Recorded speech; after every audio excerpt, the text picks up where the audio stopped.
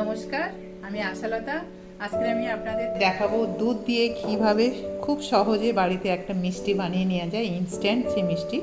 তো সেটা বেশি টাইমও লাগবে না, খুব তাড়াতাড়ি হয়ে যাবে। তো চলুন দেখে নেওয়া যাক এই মিষ্টির রেসিপিটা কিভাবে বানাতে হবে।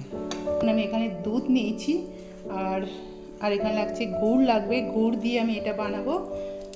একটু লাগছে পেস্তা বাদাম আর একটু তিল লাগবে, আর এখানে লাগছে কাজু আর লেবু লাগছে দুধটা কাটার জন্য। তো চলুন শুরু করা যাক। এখানে আমি 1.5 লিটার দুধ নিয়েছি, এই দুধটাতে মিষ্টি বানাবো। আর এখানে আমি 1 লিটার দুধ নিয়েছি, এটাতে এখন আমি ছানা কেটে নেব। তো দুধটা ফুটিয়ে নিয়েছি আমি, এবার আমি লেবুর রস দিয়ে ছানাটা কেটে নেব। আপনারা এটা ভিনিগার দিয়েও কাটতে পারেন, আমি লেবুর রস দিয়ে কাটছি।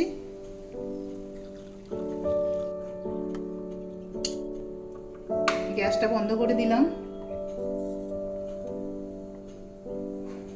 দেখুন ছানাটা কেটে যাচ্ছে, ছানার জলটা ছেঁকে নেব।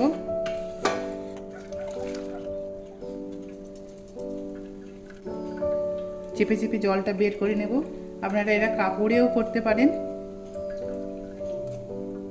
এবার আমি কাজুটা প্রথমে পাউডার বানিয়ে নেব।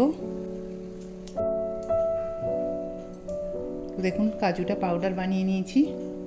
এবারে এর মধ্যে আমি ছানাটা দিয়েও একবার মিক্সিতে ঘুরিয়ে নেব। তো দেখুন ছানাটা এরকম করে, ছানা আর কাজুটা একসাথে ভালো করে পেস্ট বানিয়ে নিয়েছি। এবারে আমাদের দুধটা এতক্ষণ ফুটছিল, এবার আমি এই ছানা আর কাজুর পেস্টটা দিয়ে দেবো।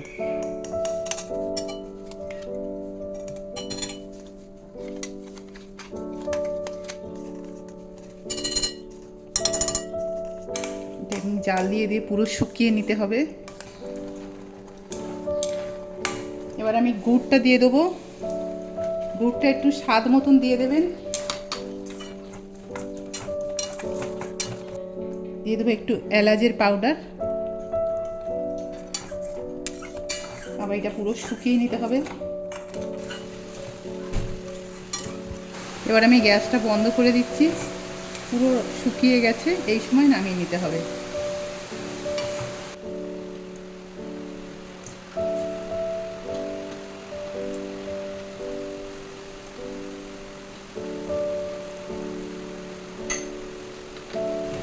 এবার আমি তিল আর পেস্তা বাদামটা একটু ছড়িয়ে দেবো।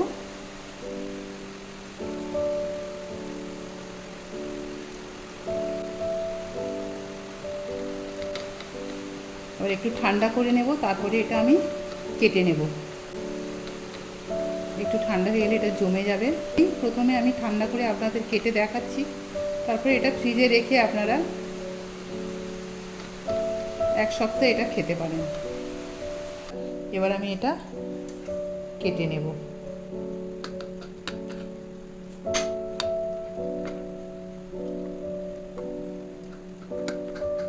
তো এইভাবে খুব সহজে, যখন বাড়িতে মিষ্টি খাওয়ার খুব ইচ্ছা হলে এরকমভাবে আপনারা বানিয়ে নিতে পারেন।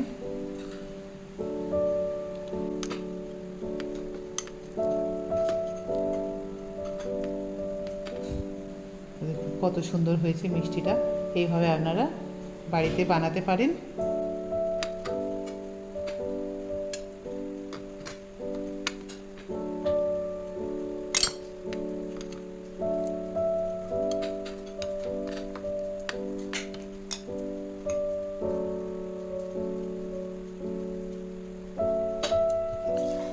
তো কেমন লেগেছে আমার এই ভিডিওটা আপনারা অবশ্যই কমেন্ট করে জানাবেন।